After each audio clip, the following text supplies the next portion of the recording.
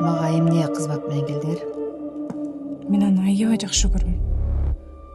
Эмне кылсам болот?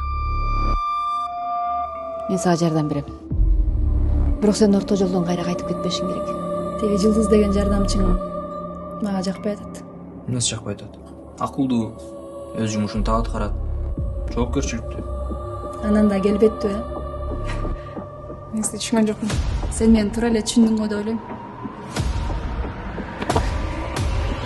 Мен бир күйөөңдү эптеп катсам мен эмне туурабы?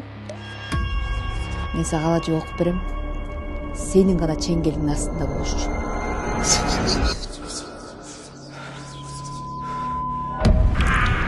Мен сага эскерткем. Жанагы шүркаңын алып жүр деп. Жылдызга тил тийгизбе. Бул ушул үй бүлө ажырап кетиш үчүн жасалган сыйкыр. Силерге эмне?